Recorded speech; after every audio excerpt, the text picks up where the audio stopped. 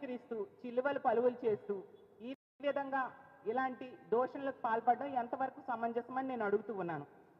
తీసుకుంటే ఏడాది గడిచింది ఈ కూటమి ప్రభుత్వం అధికారంలోకి వచ్చి. ఏడాది పాలనలో పూర్తిగా వీళ్ళు వైఫల్యం చెందారు. ఇచ్చిన హామీలు ఏ ఒక్కటి అమలు చేయలేదు సరికదా. మహిళల రక్షణ విషయంలో పూర్తిగా వైఫల్యం చెందిన విషయం మనం చూసాం. ఈరోజు ఆంధ్రప్రదేశ్ రాష్ట్రంలో మహిళల మాన ప్రాణాలు గాల్లో దీపాల్లో ఉన్నాయి. ఇలాంటి పరిస్థితిలో డైవర్షన్ పాలిటిక్స్కి వీళ్ళు పూనుకోవడం జరిగింది. ఎంతసేపు కూడా రెడ్ బుక్ రాజ్యాంగం ఏ విధంగా అమలు చేయాలి, ప్రతిపక్ష నాయకుల మీద కక్షపూరిత చర్యలు ఏ విధంగా తీసుకోవాలి, పోలీసుల్ని అక్రమ కేసులు పెట్టడానికి ఏ విధంగా ఉపయోగించాలి, అక్రమ కేసులు పెట్టి ప్రతిపక్ష నాయకుల్ని ఏ విధంగా అరెస్టులు చేయాలి, దాని మీద దృష్టి పెట్టారు తప్ప మహిళల మాన ప్రాణాల రక్షణ మీద వీళ్ళు దృష్టి పెట్టలేదు. ఇలాంటి ఇష్యూస్ ఏమైనా దొరికితే దాన్ని పట్టుకొని చిలువలు పలువులు చేస్తూ మా జగన్మోహన్ రెడ్డి గారి మీద అతని కుటుంబ సభ్యుల మీద తిట్టడం, దుమ్మెత్తిపోయడం పనిగా పెట్టుకోవడంలో వీళ్ళు ముందుంటూ ఉన్న పరిస్థితి మనం చూస్తూ ఉన్నాం. అంటే దిగజారుడు రాజకీయాలు అన్నమాట.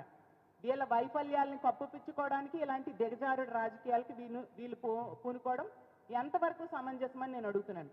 హోమ్ మినిస్టర్ గారేమో ఈరోజు ప్రెస్ మీట్ పెట్టి చెప్తున్నారు, విలువల గురించి మాట్లాడుతున్నారు. మా భారతమ్మకి విలువలు ఇవి నేర్పిస్తారట. అమ్మ హోమ్ మినిస్టర్ గారు మీకు ఒకటే చెప్తున్నాను, మా భారతమ్మకి విలువలు నేర్పించే స్థాయి మీది కాదు.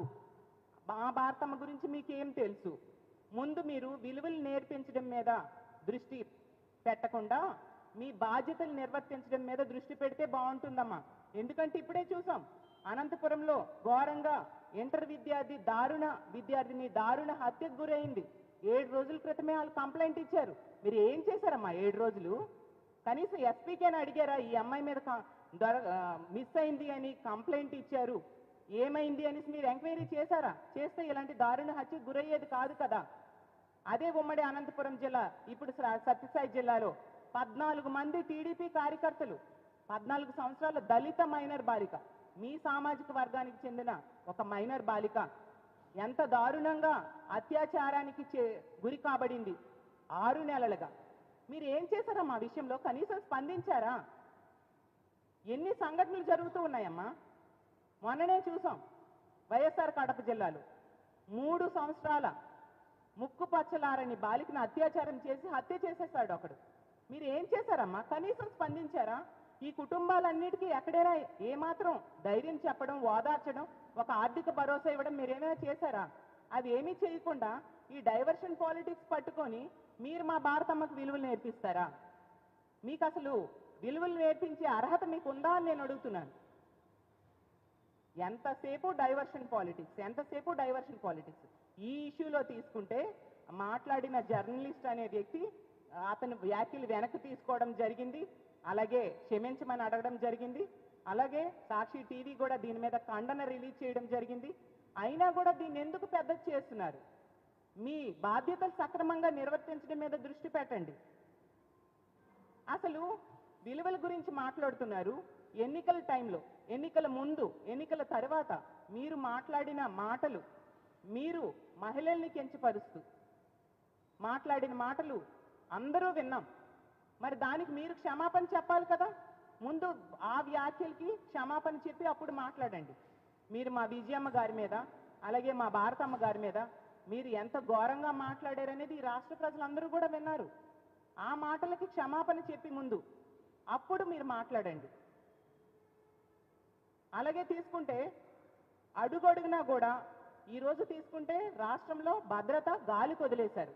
ఒక చేతకాని హోమ్ మినిస్టర్గా మీరున్నారు. ఈరోజు మద్యం ఏరులై పారుతూ ఉండే పరిస్థితి. బెల్ షాప్స్ విచ్చలవిడిగా కనిపిస్తూ ఉన్నాయి. 60-70 వేల బెల్ షాప్స్ ఈ రాష్ట్రంలో కూటమి ప్రభుత్వం అధికారంలోకి వచ్చాక ఏర్పడిన పరిస్థితి మనందరం చూసాం. మరి ఆ బెల్ షాప్స్ని కంట్రోల్ చేయండి. మీరు ఏం చెప్పారమ్మా హోమ్ మినిస్టర్ అయిన వెంటనే? మా కూటమి ప్రభుత్వం అధికారంలోకి వచ్చింది, మహిళలందరూ ప్రశాంతంగా నిద్రపోండి అన్నారు. ఎక్కడ నిద్రపోతున్నారమ్మా? ముక్కు పచ్చలారని 6 నెలల చిన్నారుల నుంచి 60 ఏళ్ళ వృద్ధులకు కూడా అత్యాచారాలు గురవుతూ ఉండే పరిస్థితి. మహిళలు ఇంట్లో ఉన్న రక్షణ లేదు, బయటికి వెళ్ళినా రక్షణ లేదు, స్కూల్కి వెళ్ళినా రక్షణ లేదు, కాలేజ్కి వెళ్ళినా రక్షణ లేదు, పని ప్రదేశాల్లో కూడా వాళ్ళకి రక్షణ లేని పరిస్థితి. అంటే రక్షణ కల్పించలేని చేతకాని ప్రభుత్వం ఇప్పుడు నడుస్తూ ఉంది. దాని మీద దృష్టి పెట్టండి, ఇలాంటి డైవర్షన్ పాలిటిక్స్ మీద కాదు. మీరు ఇచ్చిన హామీలు ఎక్కడ నెరవేరుస్తూ ఉన్నారు? ఎన్ని హామీలు ఇచ్చారు? 143 హామీలు ఇచ్చారు.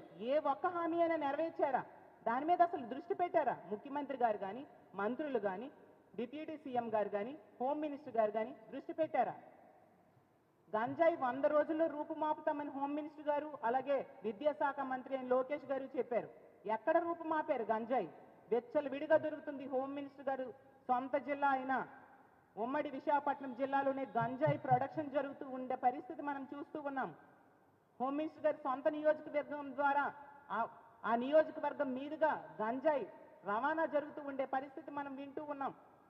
ఎంత దారుణమైన పరిస్థితులు నెలకొని ఉన్నాయి. డ్రగ్స్ ఈరోజు డోర్ డెలివరీ జరుగుతూ ఉండే పరిస్థితి రాష్ట్రంలో ఉంది.